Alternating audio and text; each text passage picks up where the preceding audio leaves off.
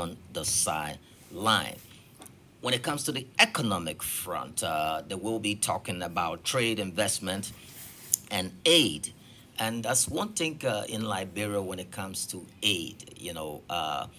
We barely have some of big factories like other countries and so forth. So we depend hugely on aid. The U.S. government give almost close to six to 900 million United States dollars to the African Development Fund, and some of this money, end up here on our shows. Some other monies that has been sent out here also help in so many areas, even if it is not to fight malaria and so forth. And so, we have to, as a country, be a part. People were saying that the president was globetrotting and all of that, but these are some of the dividends that this particular trip is expected to bring back to Liberia. On the trade front, we barely export stuff besides if it's not iron ore, timber, rubber, and so forth. And some of you already know the prices of rubber and timber have dropped significantly, and we barely get the kind of investments that we have to get here. And people uh, people are struggling, but it is not like what like the situation you find in other countries. Remember when we used to tout that everything we heard from other colleagues around here, they would say, "Oh no, go to Ghana, go to Ghana, go to Ghana." And they kept referencing Ghana, and today we see what's happening in that country and how the economy there is so tough to the point where they're reaching out to the IMF and so forth, something that they did not intend on doing. That sometimes you don't know what you have, till it is gone from you, and we try to keep make sure that that's a particular situation, do not we don't face similar issue when it comes to the tough times that other countries are facing. But let me or while we're at the USA issue, let's talk about the recent op-ed that was written by the ambassador, of the USA to Liberia, His Excellency Michael A. McCarthy. He penned this op-ed, an open letter, that came from him to Liberia. He wrote it directly to Liberia, and according to him, he was provocative in his quest to get answers on what have you. I know then the President pro tempore, Honorable Chia, will come back, and though he did not, mention the ambassador name, but said that he referenced that portion when Nancy Pelosi, who was then Speaker of the United States of America, said that their democracy, they do not want to see outside interference, and then the honorable man Chair is calling on folks not to interfere with with Liberian democracy. But let me just delve in some portion of that letter. What it says. He said 9 months ago, I asked a purposefully provocative question. What would Joseph Jenkins Roberts have to say about Liberia today? Which helped spark a conversation about where the country finds itself after 175 years after its independence and 200 years since the arrival of American settlers. Now, on December 9, that was yesterday, International Anti Corruption Day. And at the close of the bicentennial year, I believe it may be helpful for Liberians to take another honest look in the mirror. And when somebody says, take a look in the mirror, they're basically saying, you take a look at yourself and see what exactly an example you're setting before you can go out. And since he put this out there, the question he asked earlier was, what would J.J. Roberts have to say about Liberia today? And Joseph Jenkins Roberts, he was 20 years old when he became president of the Republic of Liberia. You know the story.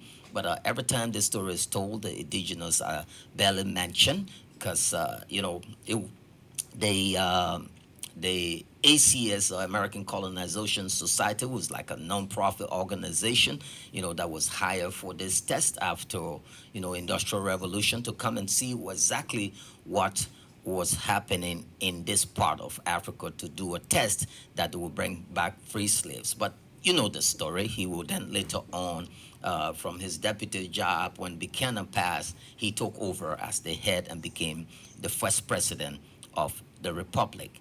Then the letter will go on by the ambassador. He said, even though we are announcing no new sanctions here today, let me stop right there. And this was the dagger, the knife, that slashed the opposition guts because we were hearing all around. Who prays, for evil to befall the nation? They're out here praying that, they think the ambassador will do their job or their bidding, to come and, talk to people to vote for them. And, if you, I think if you see, at time I said the ambassador is so passionate because sometimes you get into a country, you see the people and all of that, you forget certain things, and then you start to show that, like, he's one of us, and there's no better ally out there that we can have than America. We're born, bred, speak, eat, do everything, like that. But for opposition group, and what is so appalling is to the point where the in this same letter, you will hear the ambassador,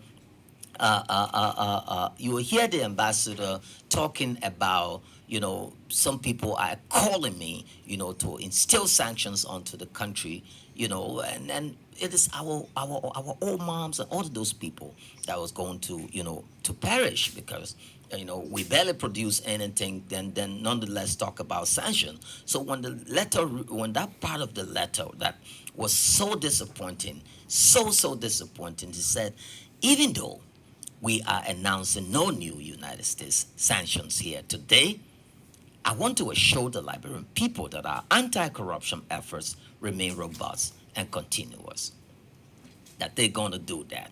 But mind you, one thing they did not know was the definition of what these sanctions are. So the Global Magnitsky Sanction, or GLOMAG, GLOMAG, is a tool that the United States government uses to protect itself from, corrupt actors. It's something that they use. But then you saw the President pro tem. He referenced our Constitution. I think is saying that,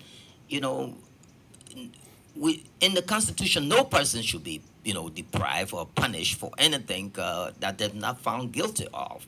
And the ambassador himself was very emphatic on that point. So his letter continued to say, I want to assure the Liberian people that our anti-corruption efforts remain robust and continuous. As the global Magnitsky sanctions of 3 Liberian officials in August demonstrated, the U.S. government can and will employ sanctions as needed on an ongoing basis in support of our shared development, our democracy and security goals guided by the U.S. strategy on countering corruption. The all-important goal of transparent, free, credible, and peaceful election in October will be one important factor in decisions, about additional sanctions in the months leading up to the vote. So if you have FPA, everybody's trying to, decipher this particular portion. But if you look at what the ambassador's op-ed said, we're not nothing's going to happen until leading up to that particular time. And even if it will happen, it's going to be based. But then, what's going to happen? You know, with we've been here. We've seen this particular movie before.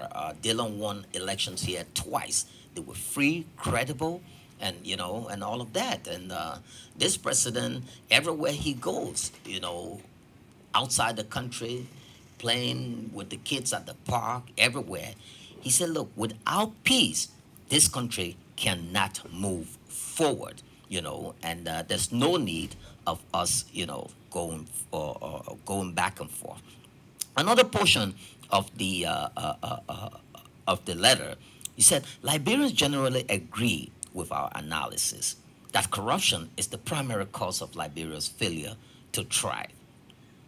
Okay, and I know it's corruption, yes, and so forth, but it's a whole lot of stuff, mind you now, because we since the war, a lot of people here, have not gone through the de-traumatization process, although there were funds, by the UN and all of that, but we didn't know. We damaged our country, and we were all over the place. We went was thinking we wanted to see Rebel. We thought Rebel was some kind of stuff placed in the glass and all of that. People didn't know. We were naive to that. And then when the rebels came, we saw the level of chaos and destruction. That's why you see this country is so peaceful, 20 plus years and counting, because people have watched this movie before. They know how it started. They know the Miba man, the hero. They know how everything will end. So when you talk about war or anything chaotic that will disrupt this particular peace that we all, hold to our chest, then it becomes a problem. You seen as the boogeyman or the boogeyman, in the group. So everybody knows that.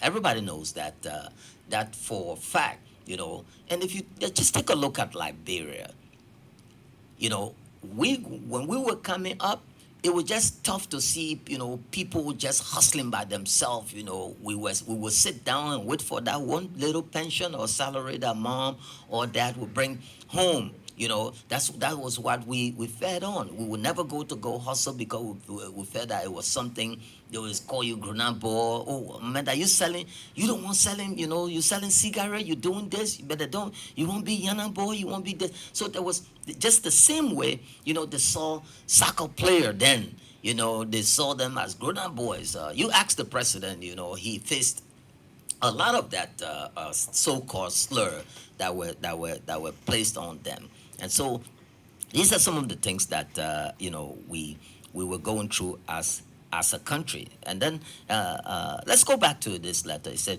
that is why our Department of Treasury took extraordinary step, of sanctioning 5 senior Liberian officials in only 3 years under GLOMAC. Only 3 years.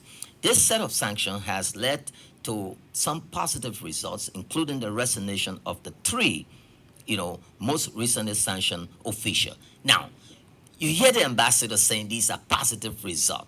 Well, who made them resign? Or who asked them to resign? It was this president. It was President Ware.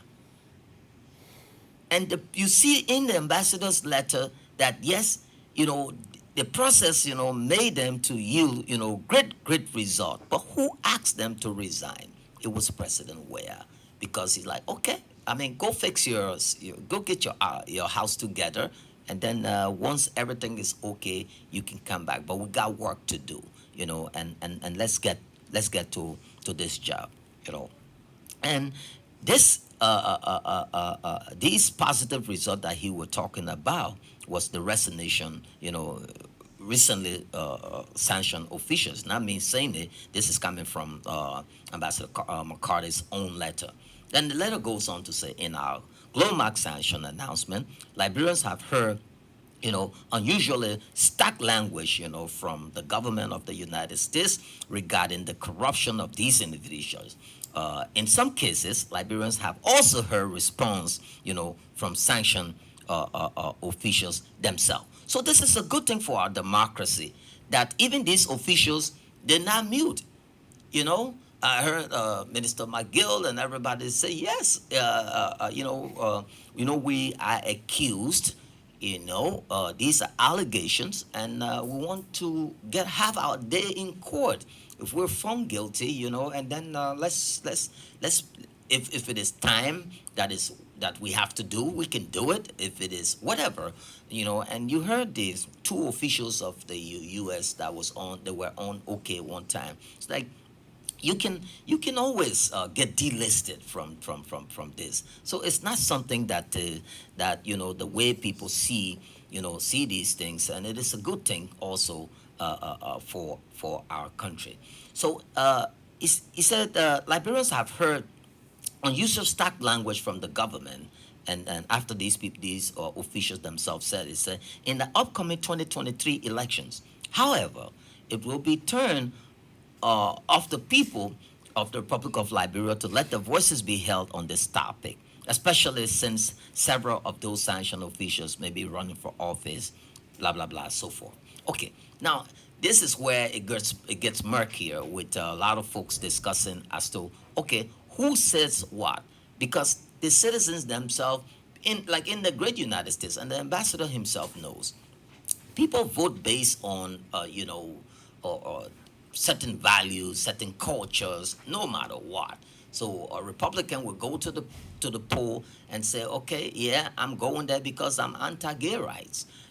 So whether 10,000 person die, whatever, they're gonna go vote because they believe in that. And here in Liberia, we vote based. Some people will vote on sentiments. Some people vote with party lines. Some people vote because the mom in the house is voting and she's bringing in the bread and all of that. So there are so many factors that are involved when it comes to you casting your vote.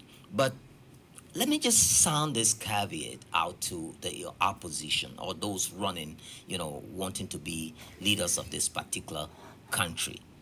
What sauce for the goose, sauce for the gander? We saw it here. Hundreds of millions, if not billions, couple of billions, here taken out. When the former vice president, who took a private jet just a couple of hours ago, flying from one state to another on a private jet, they say, it is only President Weah, but they don't talk about that opulence. And a guy who is allegedly involved with arms and corruptions and all of these different things, and they are now aligning themselves with these folks. Had it been President Weah in those flights, all around here you will hear everybody oozing themselves and so forth. So this is the double standards that these guys are playing. And 2023, like the ambassador says, it's going to turn to the people. But how will the people, it's not, you don't expect what name to come and hold people's hand and say this, that, and so forth. So that's, I think, as far they can go, because if you come in and say this is how democracy, you saw what Russia did in the U.S., or what the U.S. accused Russia of meddling into their elections, and they were very, very, very, adamant and very, worried about stuff like that, to the point today Russia is paying that price. It's one of the major things. Some people say it's Ukraine and all of that, but it's one of the major issues that after it was discovered by all the security, high security folks in the U.S., that indeed Russia did meddle into the U.S. elections. And like I said, what sauce for the good, sauce for the gander? If you're suggesting that other folks not supposed to meddle in your elections, I don't think you should be able to bring that to another country. But then people other will argue and say no, because it is the U.S. You get everything from them and this, that. But then what kind of democracy, and that's not what the ambassador is suggesting. That, okay, you better go and cast your ballots. or you better go and campaign the way you want to campaign. You better try to win hearts and minds of the people, because it's not us that's going to, come and interfere into your something. So he said, untimely, it is the Liberians, not the U.S. government. I told you. He said, it is the Liberians, not the U.S. government, that are responsible for ensuring good governance in Liberia. So you're, that I mean making it up, And then he mentioned that. He said, as I have said many times before, corruption is not a uniquely Liberian problem. That is, it is not only unique to Liberia. It is a global issue. Who said they don't have? I remember people like Blagojevich. He was the governor for Chicago. He went to jail, found guilty. And at least the U.S., they have a very fast and robust system, judicial system, where if you are accused of anything, you get your day in court. And then even at that, they've had it wrong on so many times. You go see one man convicted, say he killed somebody, and after spending 40, 50 years of his life in jail, they say, oh, at the time, they didn't have the kind of DNA, expert or machine, and so this particular guy is not the killer, because the new DNA, test suggests that he was not on the scene and he's not the killer based on the sample that they have. And then they free the guy. We've seen that tons, hundreds, if not thousands, of people who have spent almost all the rest of their lives, behind bars, innocently. And then the same U.S. system come back to free them. So it does not mean if America say, okay, this is it, then that means, it is the same. We saw that with the report that came from the intelligence report that came from Iraq. So it's not all the time. So when people walk around, oh yeah, they say, oh, these people did this, did that, did that. We pray that we get to see the judgment placed on these folks, and then we can all move and start to do what we have to do. The letter then says, however, today on IHC Day, it is worth considering what more Liberians can do to fight this scourge. I believe there are many urgent steps that the government of Liberia can take now to fight corruption that require no international assistance. Guess what? Guess who's taking these steps? You got President Weah. I mean, yeah, he's fighting. You see all the integrity agencies and what have you. I mean, things have been tightened. You see, there's a lot of work that's been placed in and so forth. If you look at the MCC scorecard, we've got some good, pretty numbers that we're fighting. And this might be one of the reason why names were not announced, because you cannot say that on the same card that Liberia is doing significantly good, this particular government is doing well in fighting corruption, and then you come back and say. So he said, I believe there are many steps that the government can take, which they are taking now. The final paragraph says, on today, all days, we must together acknowledge that corruption in Liberia can immediately and dramatically curtail by Liberians. And then he put by Liberians. He put that in cap. Why people, when they're sending, they want you to know. They put that, they say that, okay, all of this that is happening, it is only us Liberians that can get our act together without any assistance from the United States or other donors. If that is something the government and the people of Liberia truly want, where there's a will, there's a way. I commend all Liberians who are truly committed to this noble effort. So Ambassador McCarthy is calling, he's put out a clarion call out there. So let's go grab this monster. He's a corruption head. Let's go snatch the head. And one thing, when we look at corruption, most people see it only from a governmental standpoint. But if you look at in your very house, you know, in the church, at the mechanic shop, your nanny that comes to work with you, at the school, some teachers are asking, students, you got to go to my place to photocopy things. I mean, there's a whole lot. We go all across this country. You see, one mechanic will tell you, he's your mechanic. You go there only to see about the tire, and he said, Chief, let me just check the engine. He moves one part, replace it with an old part. By the time you drive out, your nanny is coming, or what we call the nest come to work. Every day she said the child sick, you give her a little change thing, she be going, she carry 3 cup of rice, hide it in the sand, chicken soup, everything, and so forth. You yourself there that is saying, oh yes, this, that, you go look, at your job, everywhere. So some men take the offering, put it in the pocket, and they put $10 and take $20 change. I mean, and they go to brag about it. These are things that we see all over the place. So corruption. When they say corruption, it has nothing to do only, just only, you know. Okay, sorry about that. Only with just government. It is everywhere, and this particular monster. The head needs to be snatched away. Okay. The next thing we're gonna be talking about here will be now that we got that the ambassador situation out the way. We will be talking about the big elephant in the room, and that is our salaries.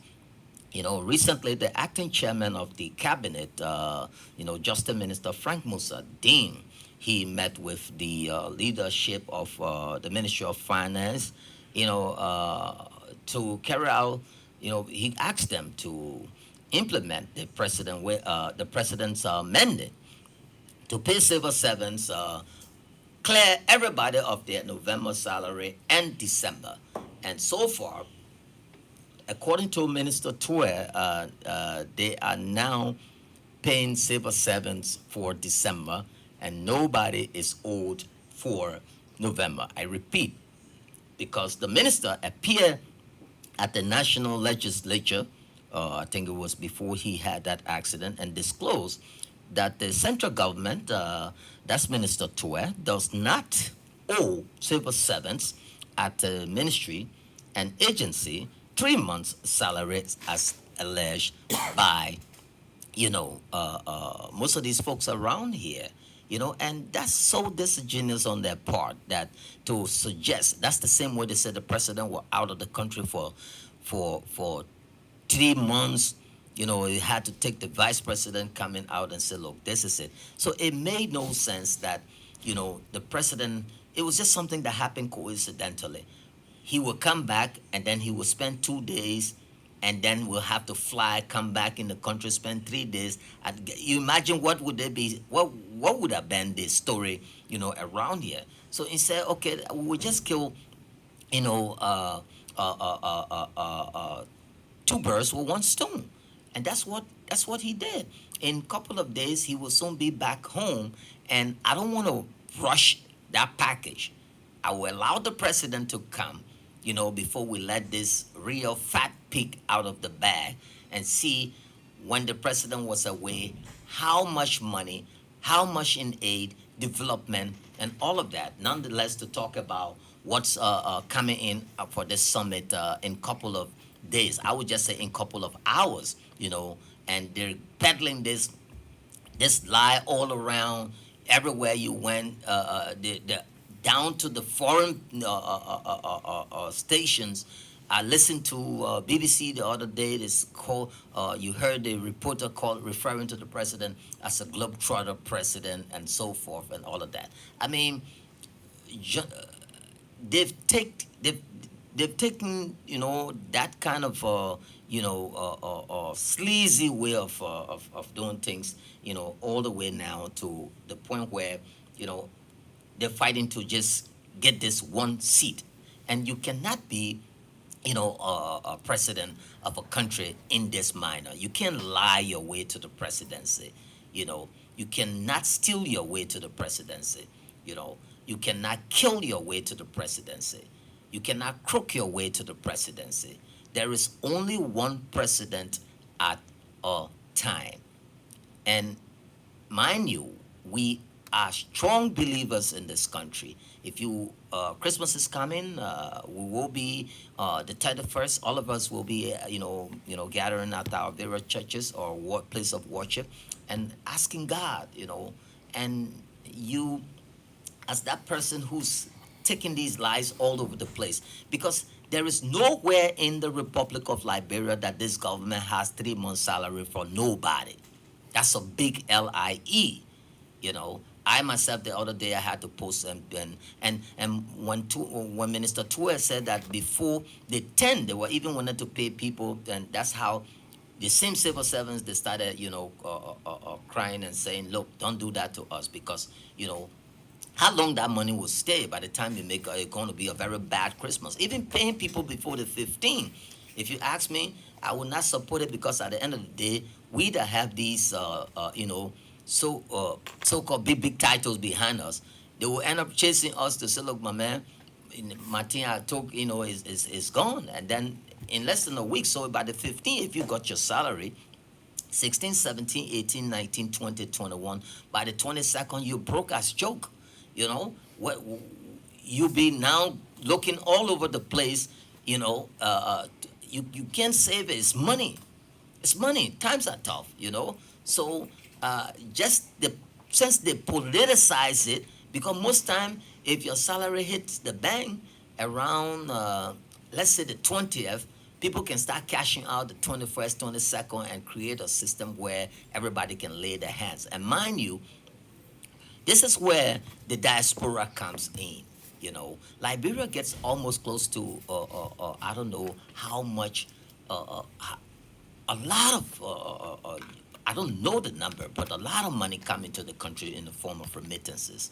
And you will go, if you won't get money from your family, please, you don't have to call anybody, because we know that game. They will call, oh, where Mary will be in the corner pretending like she's dying, and then just so somebody will send her money. After that money come, they will not call for that whole money again, and the same story starts. Then the next thing is either, oh, government not pay people, yo, not knowing they have already taken their money. So please, and then when we when it's time to open the lines, we'll make sure that we have folks out there who will be calling and will be talking all of that. So the minister appeared and disclosed that government does not owe anyone as alleged or peddled by the the opposition. And so this issue of salary, has to do with all by politics and politics and politics and politics and politics.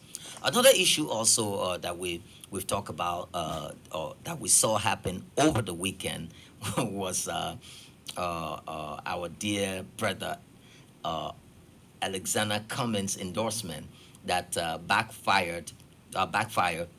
When some members of the Gribble community try to distance themselves from any endorsement. I think our politics should not be more tribal. For you to go to an entire, you single out.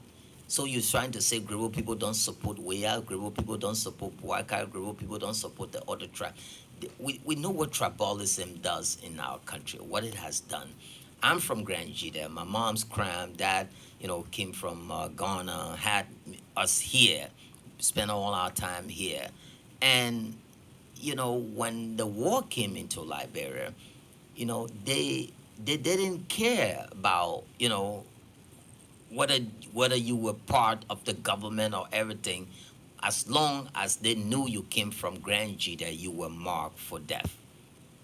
And we all know what happened. I don't want to, open old wounds, but we know what happened. So tribal politics are very, very dangerous because what these guys are doing. So you go openly, election, the ball has not even been centered by neck.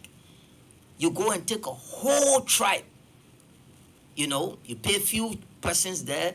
You play, get this big, speakers and all of these different things, and you say, you know, Maryland County or not Maryland, Gribble people endorse me. All the Gribble people. What are you doing? You're putting them in harm's way. So what happens if you did not win? What kind of message are you sending, especially in our gullible society? Are you suggesting that people should come out now and start to hate the winner, should start to hate and say, oh no, grow people, everywhere you go now, they just putting X to people. Oh no, that grow people, they didn't vote for us, the grow people, only Pele people vote for us. We cannot have this kind of divisive politics. Compartmentalizing people, putting people in boxes. It's always been this, that their idea, they versus us, we against them, that kind of politics. And remember the president when one of his officials, he got kicked out, later on got fired, and when he was talking about this Congo and native, style of politicking, the president came out quick. And even some members within the international community condemned that official and said, stop that. That kind of vitriolic style of politicking is not good for our country. Because if you don't stop that now, it's going to lead to a Rwandan crisis. And then the next thing is going to be genocide. People want to wipe out a special ethnicity and so forth. So it's a big message, a strong warning there to the likes of commies and so forth to say that Creole people endorse me. And then you had another group come out and say, no, we want to distance ourselves from that kind of, bad style of politicking, that does not represent us, the Gribble tribe. You have Gribble people in Grand Crew. You have Gribble people in Grand Jita. You have Gribble people in River G. You have Gribble people in Maryland. Now, the ordinary guy who does not know, or he would think Gribble people are only in Maryland County. Then what happens if your party, remember the last time, even the man you talk about, you came 7%, not a single representative or senator. Politics should not be about us. It should always be about facts, not the kind of politics that will divide and rule. It's not going to happen. And that group came out and condemned it and said, no, we're not part of this. We're not, the style of that kind of politics and all of that is not something that we encourage. And I hope, and this president is way, way beyond that. I mean, there's a lot of, we're all Liberians in whether it be a CDC or be a Unity Party, Liberty Party, and all of that. And we saw how, all of them have been. So we will now open, we will now go to the phone lines, and we have two phones to call, phone numbers. If you want to contribute for this first segment, you can call 0880 514-096. 0880-514-096. The next number to call is 0775 128523. Again, 0775 128523. So while we're waiting for, we got the phone lines open. So we're just going to let you know that, okay, let's see who this caller is. Okay, we just lost that person. Yeah, good morning, caller. Your name and where you're calling from. Yes, Huh?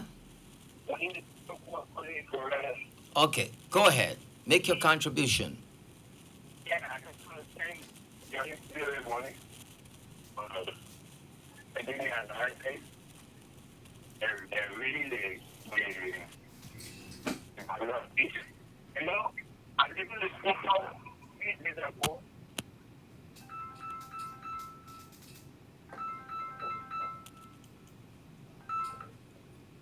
Hello? Good morning, Kwame. Yeah, good morning.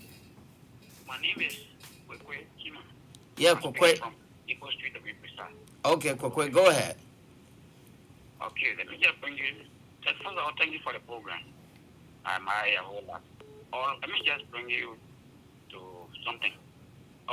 Before we had a local person who was disseminating information for the locals in Monrovia. They pay me where? I think I'm not paying me where, right? Yeah. Bullshit up. Go around. Yes, bullshit up. Go around. I don't know if he's living or not. He's dead. Okay. He's dead. But then I would love for you to push forward that will get someone like that to be able to go to the market with a bigger phone, whatever it is. It's very simple. The next thing is this. Why is it? Or if there is some major thing to be disseminated information, why is it they can use all the radio station and use all the radio station like the OKFM, 101, 101, not way.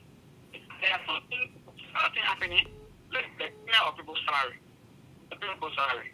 Why it cannot be broadcast on all of the stations, press conference there, why have this? There's some basic thing happening. It's not happening. It's not happening at all. Yeah. It's not happening. So it's very information in the process.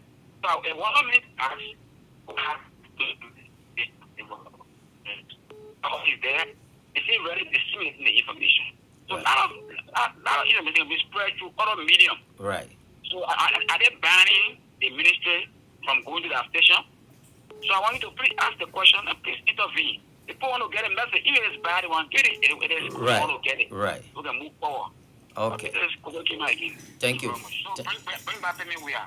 Okay. Even the billboard are on Broad Street, between Broad and Ronald Street. It's done.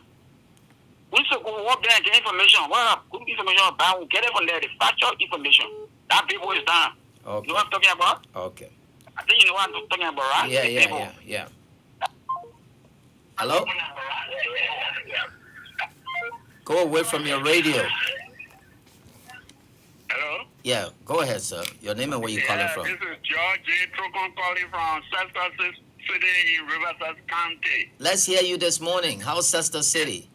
Oh, Sesta City is cool and calm. Okay. What I do want to know is those are the American people's sanction. And you are saying that they can go into election because they have not gone through the process. It's not me. If they go there, if they have won before they, they get convicted, will they be able to be impeached? First, the sanction is nothing that has to do with Liberia. It is the U.S. way of protecting their democracy, their own country. So they come out and say you are corrupt.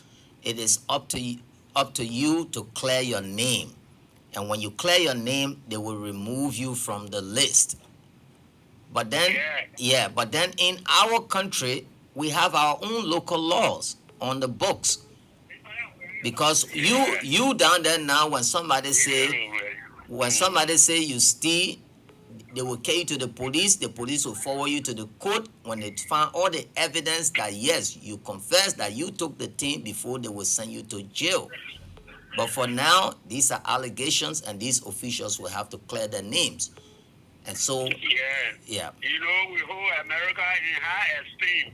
That if we don't go to America, we don't be satisfied, and you can't go there to go and lobby for investors to come. Right. So when the president win, America stay out there on their sanction. Will that official be able to go to America and do anything to bring good to the country? I mean, most people will always try to clear their names, and that particular list, people have been removed from on it.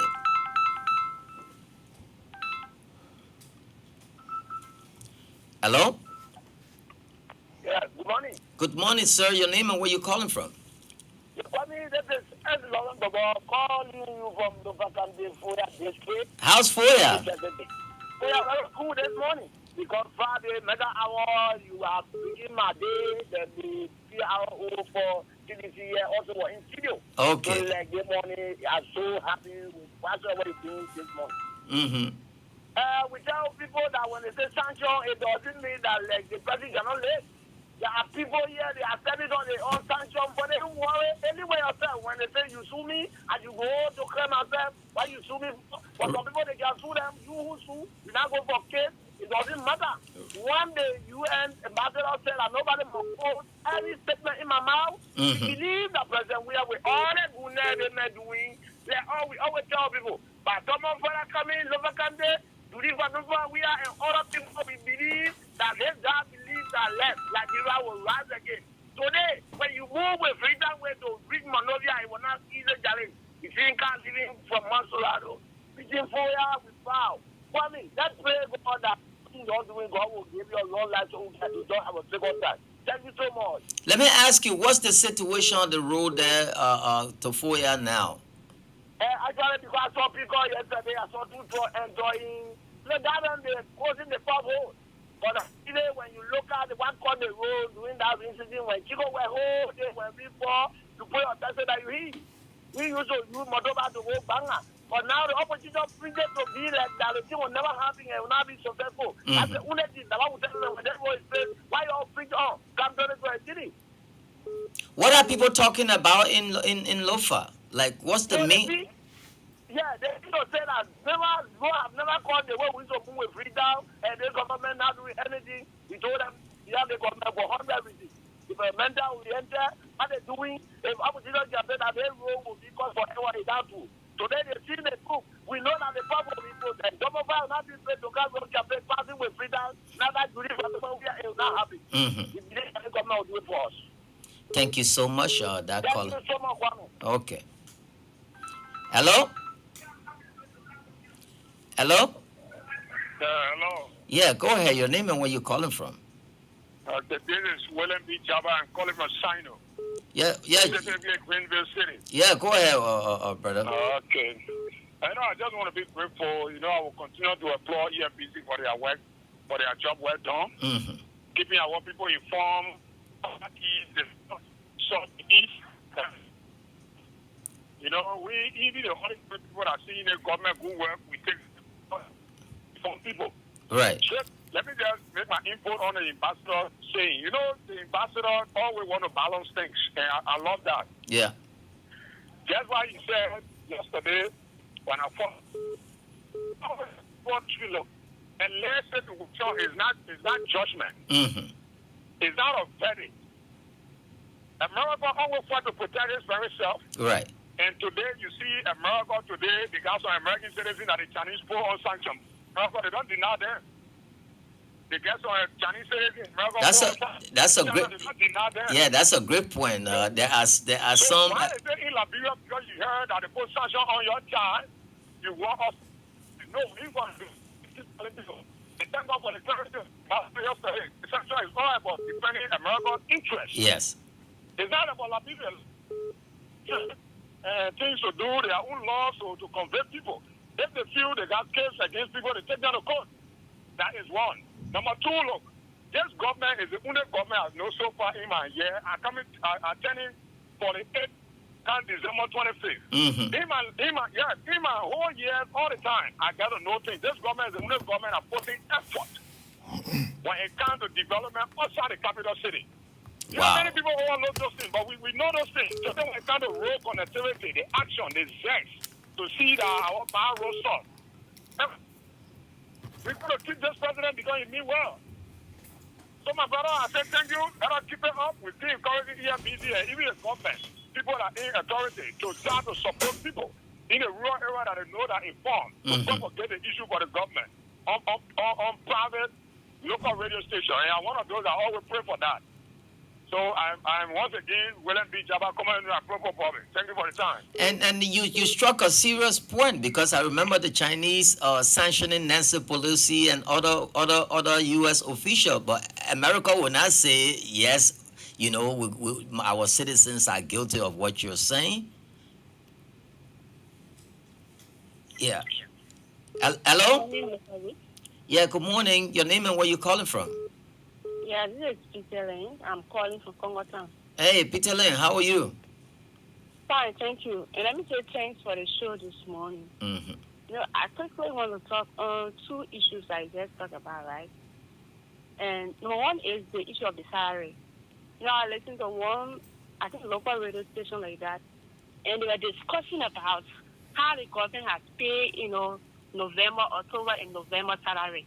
And then somebody called and said, oh, but we don't know. We're not hearing people saying the media that government is owing the people 3 months salary, and we don't know which one the money that the government is owing. All right? So even though, and those people who are saying those things, even the people in the opposition, they know very well that the government has paid the civil servant, but they still go and make those false information in the public, making people believe that the government has never paid salary. So on that day, like, the person who called was like, it is good for the journalists to always talk about these things. Because we don't know, but the only thing we can hear opposition saying is the government is owing 3 months salary, but we don't know which one the money they are owing. You see? So it's just like that. People always want to carry out false information just to gain public sentiment, most especially the opposition. And lastly, the issue of Mr. Cummings. You see, I'm noticing Mr. Cummings to be somebody who is very good at dividing people. We see what is happening in the Liberty Party, right? In the Liberty Party as a leader, if you think Belete is supporting you and Belete is the chairman of Liberty Party and the party is having some issues, as a leader, you're supposed to take that responsibility to help resolve the issue. But making the party to be divided, like one side is supporting you and the other part on the other side. And he's happy with that. So the conflict in the Liberty Party cannot be resolved because of that. That's the same thing in trying to bring among the Grebo people. How many Grebo people in Monrovia that even know him? Right. My husband is a Grebo man. And in fact, oh, we lost Peter Lynn right there. Let's take this caller on the phone. Good morning. Yeah, good morning. Good morning, brother. Yeah. Thank you. The name with me, Edward Expensive Intro. And I call you from my resident here in Tuboros, Tubata. Go ahead, my brother. Let me say this to you, right? There's a popular saying around town, but for LBC or content sake, I will not use that word. People say that nobody this and that again. So meaning that everybody normal now. Nobody now not gonna wait again. Nobody will look at president. We are threatening that him performing very, very poorly. And then threatening that even president will take another more 6 years to go to mess the whole country up. Look at Mandela for first time compared to president. We are first time. President, we are made everything go backward. There are people sitting there. You people that would not for you back maybe working for. So can you name? Take your time now. So let's have that. Good. I let that conversation. Right. Can you name? Give me one thing that went backwards. Number one, salary reduction. Civil service salary is no more stable. Number two. No, hold on. I asked you for one, and you give me a false one. Because I have 50 to name. They give me one. Yeah, but you are Hold on now. Let's have this conversation. This is not opposition radio, so we try to. This is right. So that's why I want us to have a civil conversation. Let people know. You're saying. Go back to your number one where you talk about salary. Yeah. Number one, backward level of the government of the people. You said salary reduction. Salary reduction. Okay. And what do you know about salary reduction? Explain it. Let the people listen to you. What I know about is that the government came to harmonize every civil service salary. Now, people say information that you're working in, was demonstrating that our salary is very low. Okay. That poverty, increasing poverty. So, no, hold on now. You said they harmonize every civil servant. How? Explain the process. Because so far you are still misinformed about harmonization. Oh, are you kidding me? Yeah. Are you kidding me? You know that harmonization went on. Some people said that salary. And this, nobody. My friend, I'm asking you to explain what is harmonization. What was it about? Because so far the answer you're giving me, making 500, the government put your 500 down to 250.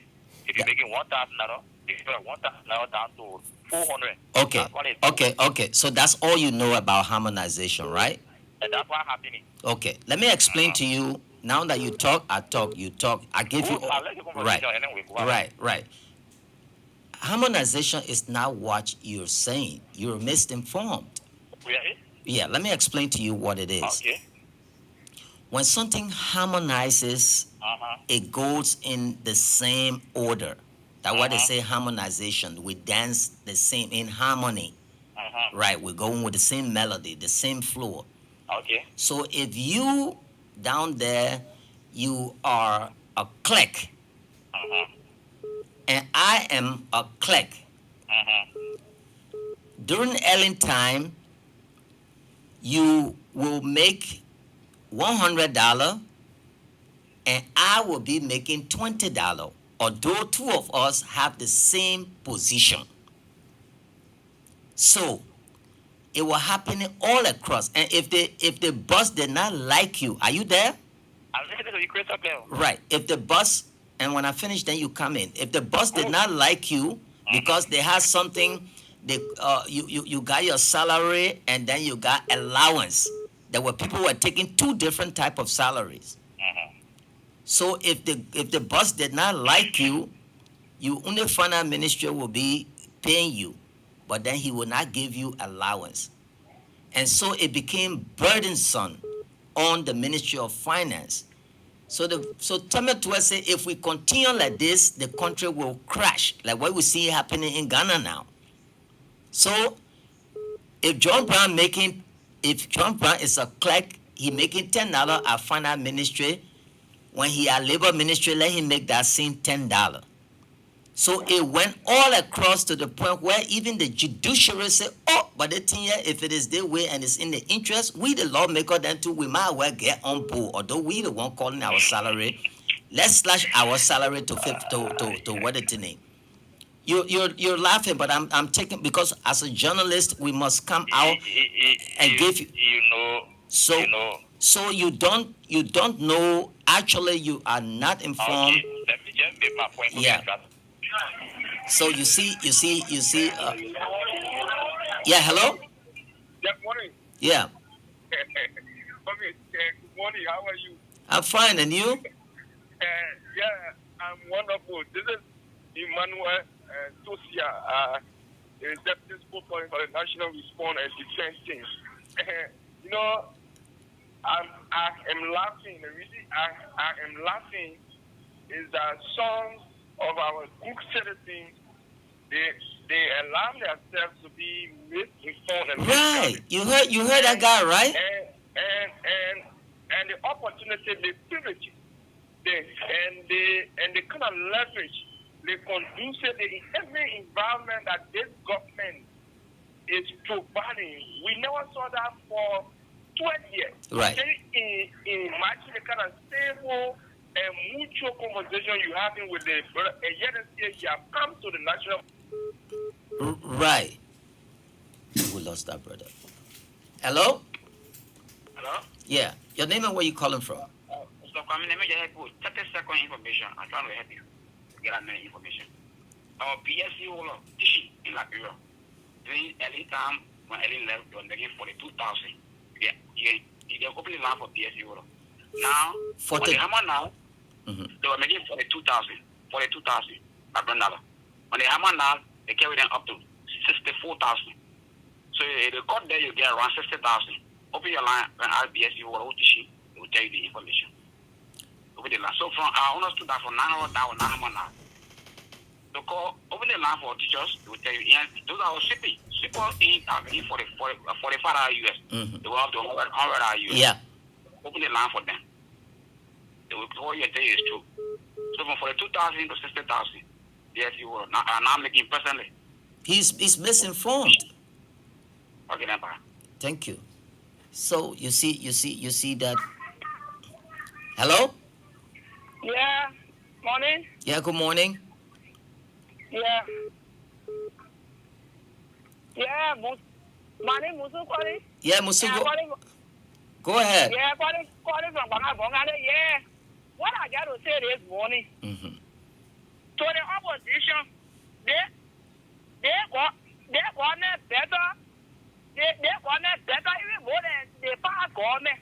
Because what we see, they cannot development. We see in the past. You hear? And they see what the opposition doing. Everyone will pay them. Then when they be getting a pay, they will go home, they go down to that women and say, oh, they owe me for pay. Wow. You hear? To just for they come so that they cannot lie whole day, they carry around. And the whole day they give it and say, oh, they're solving. And I had it that they were enjoying. You say you are enjoying it, how many hotels you pay? You left all your money in there, eh? Who wanted the shop or so you hire? So then they get on here.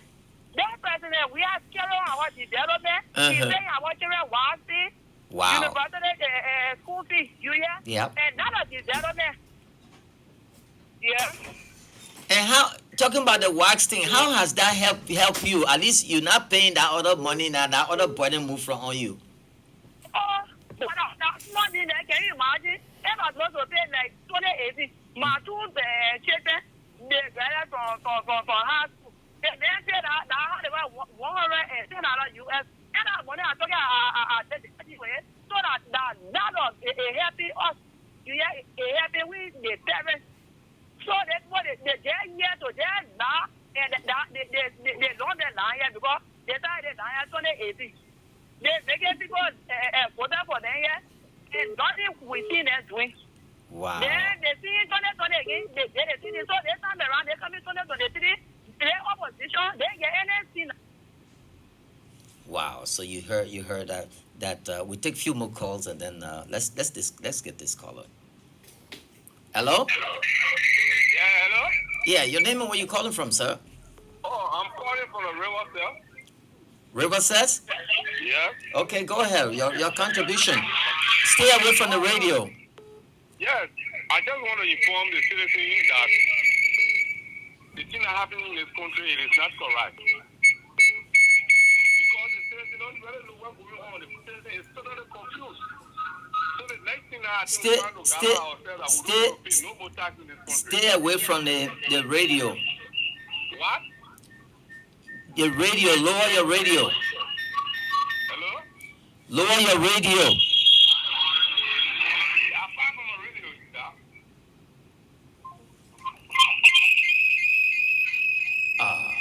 Hello?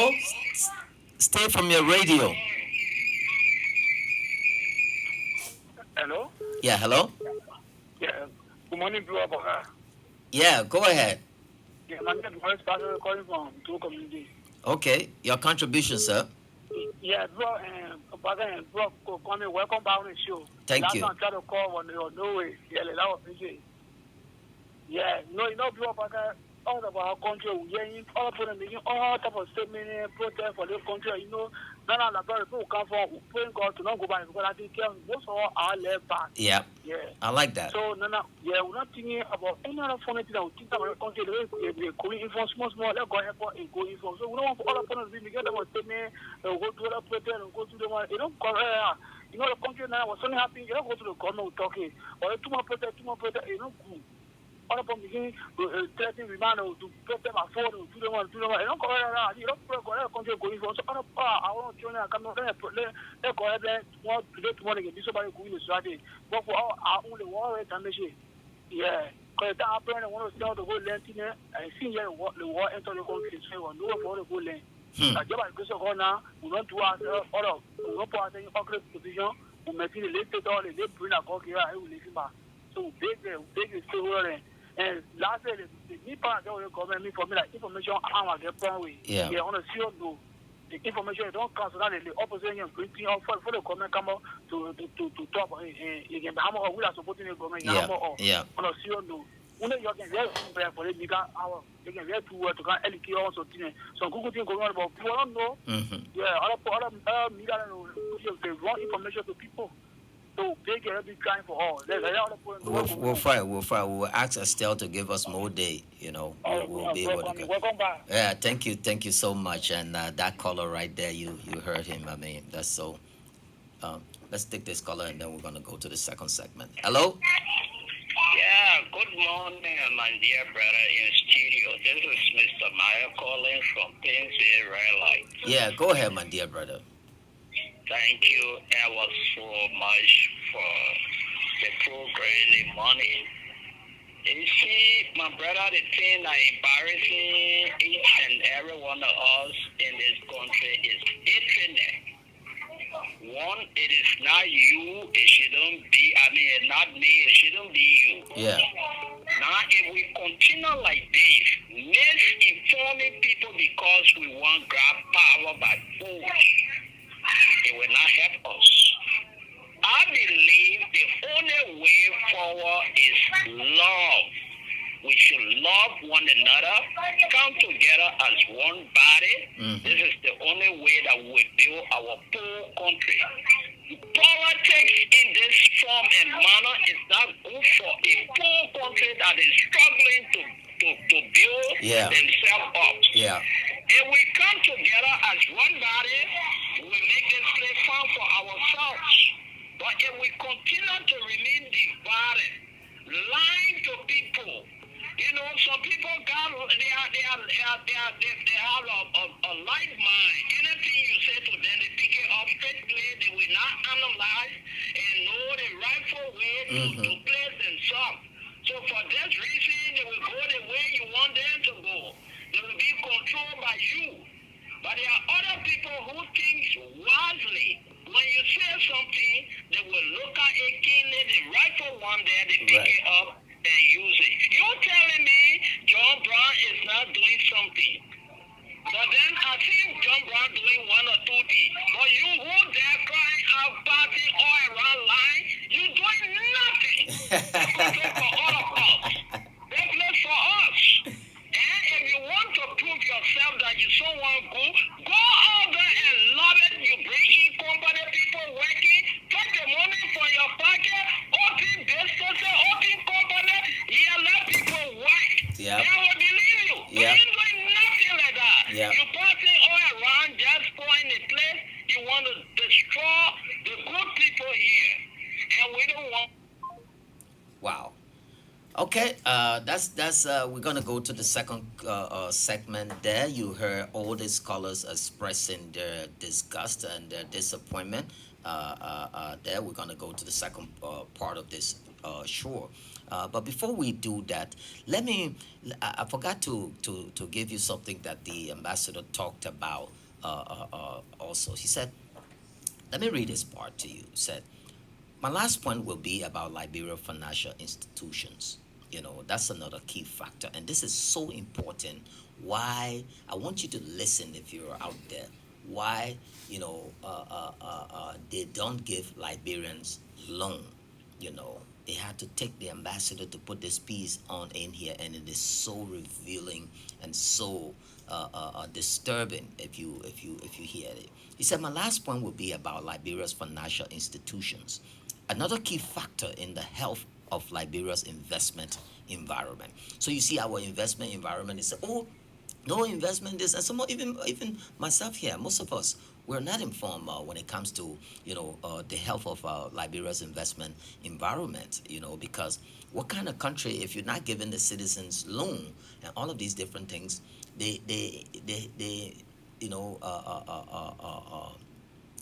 investment environment will not thrive. And then if that doesn't happen, you won't have this trickle down effect where money coming from this, and then you can have a thriving middle class. A country with no middle class, rich, poor, will always plunge. Even the great United States always try to fight to keep a middle class. And the statement goes on to say, just as electricity customers obviously need to pay for what they consume, my people. This is a white man, and I hate to say that, a foreigner. Somebody's saying, and this is the statement, he said, just as electricity customers obviously need to pay for what they consume. See the amount of wires that Mary Brown been hauling, to the point where just this one woman serve as a deterrent. You hear her name now, If she falls down tomorrow, I don't know, Liberia's going to fall down or whatever. Where there is one who they got to call her. And the woman, she not get million PhD or whatsoever. Nothing. But see the level of work that she's doing. and the honesty, commitment. Somebody on a man get up in the morning and going up and down, just, and it had to take the ambassador, a white man, telling us that just as electricity customers obviously need to pay for what they consume, those who take out loans must pay back what they have borrowed. But that's not even the most disturbing part. Listen to this. Said Liberia has a reputation today as a market where well-connected borrowers, when they say well-connected, that is meaning the higher echelons, the well-known czar, the guru, the so-called people would have said that Liberian millionaire or big boys then. He said Liberia has a reputation today as a market where well-known connected borrowers don't pay back their loans. You hear the ambassador? He said the people don't pay back the loan. These rich people, most of them that are connected. He said, why microfinance borrowers of much more modest means have laudable payback rate? So the big guy, then when you see driving with a big car all around, I will break it down for the ordinary guy there. They go take these hundreds of thousands, millions and stuff, and they don't pay back. They send the money to pay the mortgage in the USA. They pay everything. They send it at your expense.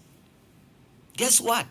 It is you, the ordinary guy, that Asset Bank will be at your doorstep in the morning, or some susu club, or everybody, and you will fight, drive, you credit, separate, go all around, do sometimes the wrong thing to pay your debt.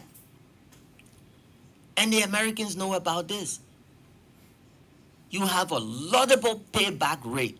That is respectful payback rate. Your rate for paying back the ordinary man for when he borrow. You were down there, where get your late father when you borrow, you don't go to go pay back. Even they will beat you, do all kind of things. I remember back when we were little kids, they had something they call the hot tax, HUT. They would bring this clamp, some kind of 2-iron bone, something they would put it on my father's shin, the crystal bone, what we used to call crystal bone. When they squeeze that thing there, that 10 cents they will go look for, you got to go credit. The neighbor then will put money together, 1 cent collected and pay. So you want to tell me people were not struggling then? They will pay. Strangely, in his letter, he says, strangely, it's wealthier consumers who have stained Liberia's reputation. The wealthy consumers, they're the one that damage Liberia's character and name when it comes to borrowing and not paying. So you get money, and they're the one got the guts to look at the ordinary man down there and say that man are road, that man are this, that one are that. But because their understanding is different from yours. In some cases, the letter goes on to say, rich business people with valuable property and ample resources stashed away in other countries are refusing. You hear that? They have ample resources stashed away in other countries. Most of these rich people you see down there, where I would say the 20 party opposition in different places say they're advocating for you. The ambassador telling you that all the resources, everything, they stash it in different countries. That's something where he know. And are refusing, he said, they stash it in other countries and are refusing to pay high dollar debts that they accrue in Liberia. You hear that word, accrue. The money that they, brought together in Liberia, or that they add up, part up, whatever the definition is, in Liberia. They are the one that are refusing to pay this high dollar debt that they owe in Liberia. When confronted with the facts, the ambassador said when we talk to them with the fact, they even resort at times to threats against the bank officials. When the bank official tell them, say, but senior man, when you bring in our Maba, they will threaten the bank manager and say maybe they will either fire him or they will do this or do that. Can you imagine that?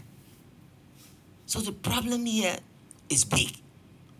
He said, let me ask you, how can the Liberian bank, that's LBDI, issue small and medium loans to start new businesses when loan defaults by wealthy, the rich people, borrowers, have left them with few funds to lend or to borrow? So the rich people, they borrow the money, they're keeping it in the house. So how can banks like LBDI borrow the ordinary man? So when you go there, you've been saving your little, your little 5 cents every day. You walk to LBDI, you ask for a loan, you can't get it. You can't get it. Only they alone that know that they got this connection, be able to go get the loan. When they get the money, they don't pay back. When the bank president or somebody go make mistake and show them, confront them with these facts, they say, my man, the nothing, they threaten the person, they will fire them. People, this is time for us to tie our bootstrap, fasten ourselves, and get on and start to catch up. Because our country will not move on. You hear the next thing, you know what they say they're doing? They say we are tired of suffering. That's what they're saying. We're tired of suffering, protest or rally or whatever they say they call it. How can Elizama come and say he tired of suffering? I thought he was a millionaire. How about he take some of that money and spread it around? He said we are tired of suffering. The same people that said they are tired of suffering, we just saw a picture on the internet with former Vice President Bouakai in a private jet. In a private jet. This is somebody who say he gets only $800 and $35,000 from something. And that $835, that's something that they themselves put in there for themselves. Remember?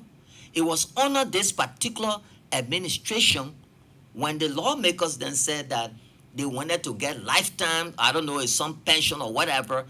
Everybody went against it. The president said, stop that thing there. Quick. I think it was Honorable Arcaras Gray, all those people then from the CDC or CDC lawmaker shut that other bill then time. But we saw what they were doing here during Ellen time. Everybody was just cashing out, paying themselves. He said that when they confronted some of the surrogates, they said Mubwaka is going to find opportunity after 12 years. After 12 years is now you fly in private jet or in Nigeria, going for an opportunity, hanging out with people who've been accused, of money laundering, selling arms and all kinds of stuff. You need to stop this. This pot looking at the kettle and say it is black when the ore there, or heating devices, or cooking devices, or utensils. I mean, it is preposterous. You can't do that. He flies from Mohammed Murtala Airport, the same private jet. You see him and his I don't know that his vice president or whoever it is. Yeah, we're hearing that he is the vice president or presidential candidate, and they're flying all over the place. These are the people say they come, they say, oh yeah, we're tired of suffering. So where you took the money from, and then they say, oh no, you're not private citizen. If you want to criticize somebody and say they're doing this, they're doing that, and you said it.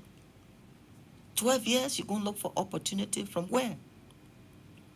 And he said that the argument they were holding that these are all business people that JM, you got your own private business people that you can go out of the country, to go do these kind of connections with them.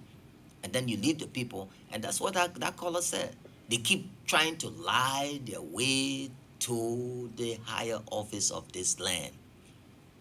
My people, you open your eyes. There's a French adage or French proverbs that say, celui qui a bu la mer, il peut boire un verre d'eau.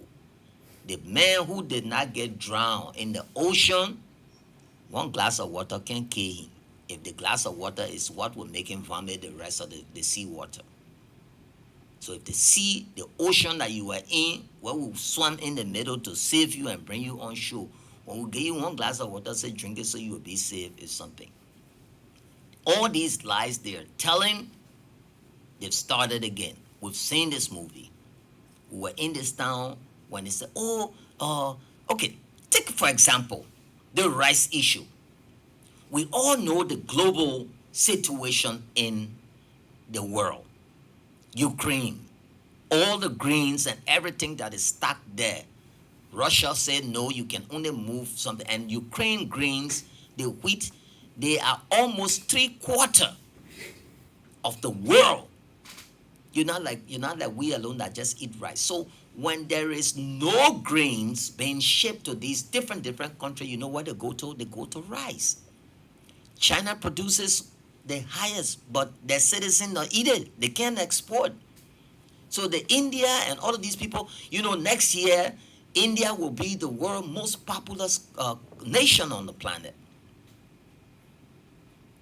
So this rice crisis, when they say, government cannot subsidize rice no more, and you have, because you have some people who are not honest in the dealings process and so forth, government said, look, let's stop the bleeding now, and let's get our people. So let's take a look at the context. In 1979, I was a little boy.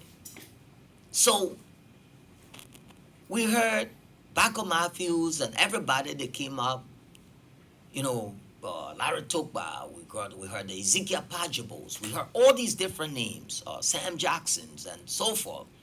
And then there was this, noise about rice and all of that. They used the rice situation because President Tolbert said what was his doctrine?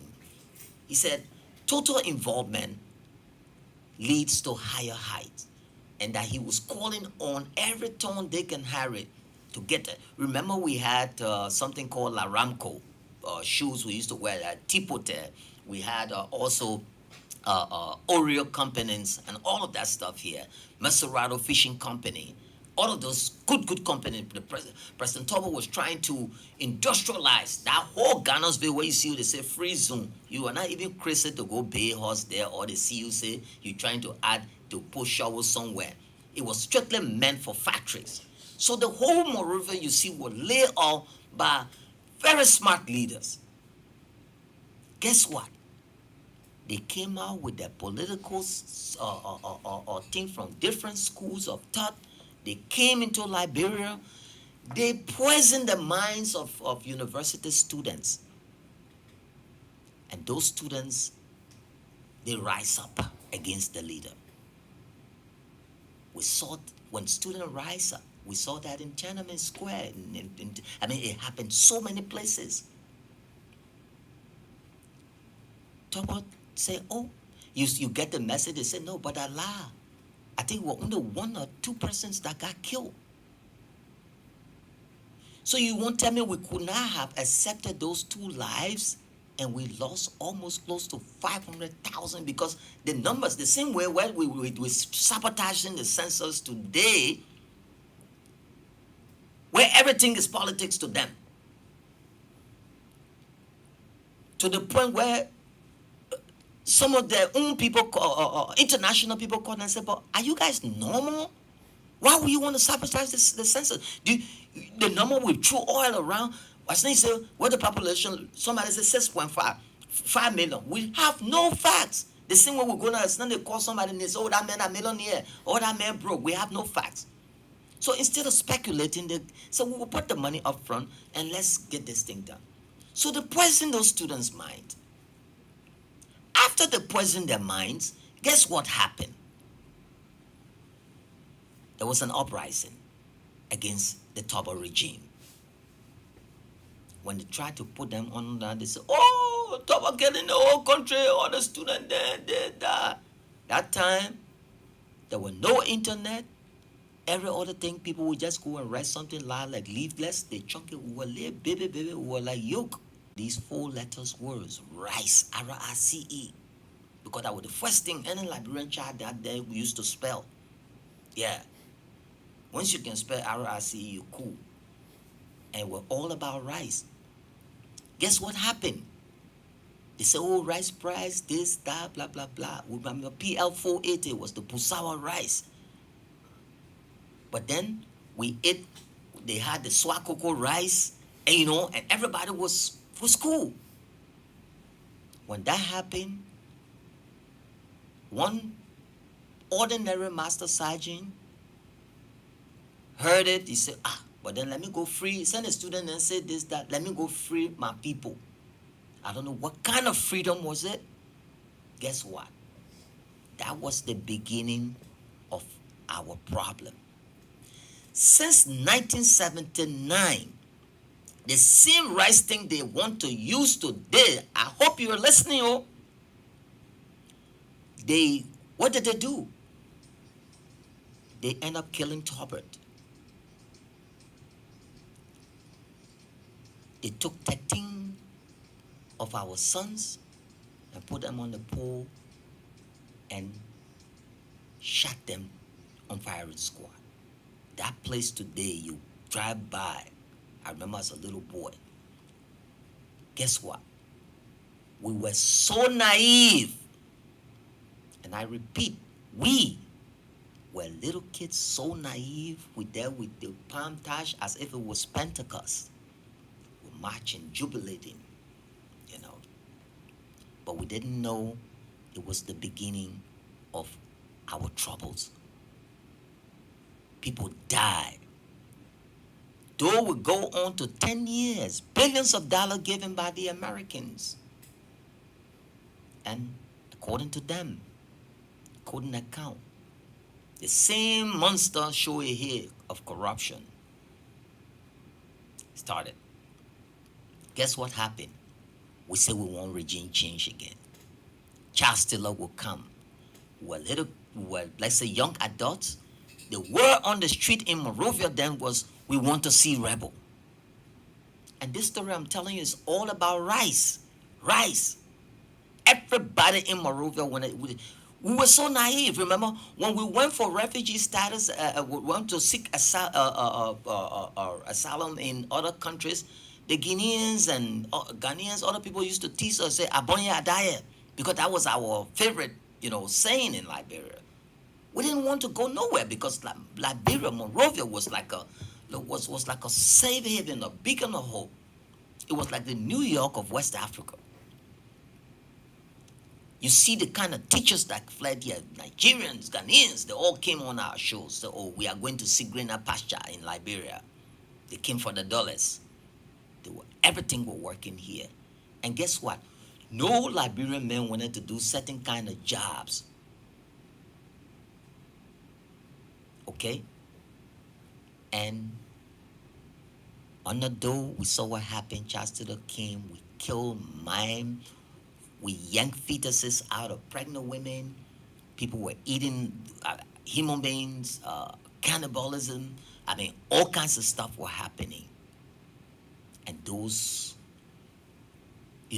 footages or images went wild all around the world. The world watched us as we destroy ourselves. After that, when these things were happening, did we get to solve this rice problem? You would think, okay, after all of this, when the leaders then come, it will not take long. 2005, boom, Ellen took power. When she took power, guess what happened? Everybody, oh yeah, the economists did this, Harvard, and we were just, we said, oh, the country's set. What happened to Liberia? What happened to Liberia? Did we see the work done on RIA where everybody used to talk? Did we see Ganta Hapo Highway? Did we see, all the community roads? Did we see the military hospital? Did we see Bopolu? Did we see the one in Grange there? Have we seen the WAGs? So many developments that have sprouted all over the place under this. They will suggest that we are suffering. You know, we are suffering. My people, go to Ghana, go to other countries, and see what's happening there. Okay? Liberians are not people who you will knock them down and they will not wake up. You go on the road now, you see every little kid out there hustling. You know, they're hustling. And there's no way you will go to a Liberian brother place and ask and say, okay, you know, and they will not, you know, work with you. But let me put what his name on the line. I have Randall W. Calling from EPA. He wants to make a contribution, and then from there we're going to talk about the EU envoy, Laurent Delahousse, who talked about how unique, you know, he admired Liberia democratic environment. Mr. W. Yeah, good morning, my dear Kwame Week. It's always a pleasure hearing your voice, and to flatter you, I just like your strong sense of patriotism. I like the sincerity you bring to the discourse, and I think that's how people who belong to the microphone should talk, and I just want to reflect that before going into two key issues quickly. Thank you so much. Yeah. The first thing I want to flag, Kwame, is about somebody having private, and as much as they should not give attention on the purpose of your conversation, that they just said other people say, and you can't blame them because they started. So the issue of private jet, and then somebody giving an excuse that this individual is a private citizen, Kwame, you are a very educated and a smart student, brother. I just want us to look at the word private. How private is the man who served as president for 12 years and worked in government for 2 years? Right. This man worked in government for 42 years, PRC, everywhere, his whole life. So everything this man had accumulated, some of which during the war period, during the era, it was at the detriment of the people. Now, after serving as vice president in a government where he admitted squandering resources, is he telling us that after 5 years, he's so private after admitting squandering resources? In fact, where is the insurance? Well, how sure are we it was not some of those squandering resources he's using now to fly the private jet? Right. Somebody saying this man is in private life. How private is this man when he is a senator of the Unity Party, which is the major opposition political party in this country that has the highest amount of senators in the House, right, and have significant member of the House of Representatives. How private is this man? So he's not private. But they have to tell the Liberian people where they got that money from to pay for the jet that he's flying all over the place with. That's the next conversation. So what is the interest of this friend? What is the name of this friend? What does this friend work? Right? And for there are standard protocol and regulation on our electoral laws that foreigners cannot interfere with financing. Financing of electoral processes by foreigners is prohibited. Right. So what is the interest of this friend during the election time now that he's sending a private jet where Mr. Ure is there, his daughter is there, they are in the jet. They are just beating that they are working people. So, you just equity must come with clear hand. But imagine you're not even getting in the office yet. What you're doing. Imagine what you would do if you get in the office. These are the people. I mean, I don't understand, man. That's the deception you try to uncover. That's the working definition of deception, brother. Because to the poor. And this is my last point. If you say we are suffering, but yet you can afford a private jet, you know how much a liter of the fuel that enters the jet fuel, you know how much it costs? Because if you look at Honorable the statesman, and no disrespect to him, if you look at his health condition, he needs to fly, comfortably, because right. He needs to fly. That's the easiest way. Two private jets. Right, so and no Nigerian mogul or bourgeois will just send a private jet of that. That's not a Cessna plane. You're talking about, It brings me to my last point where if you say we're suffering, you want people to get into the street. Do you need to mobilize people who are suffering to get into the street? Do you really need to mobilize them? Right.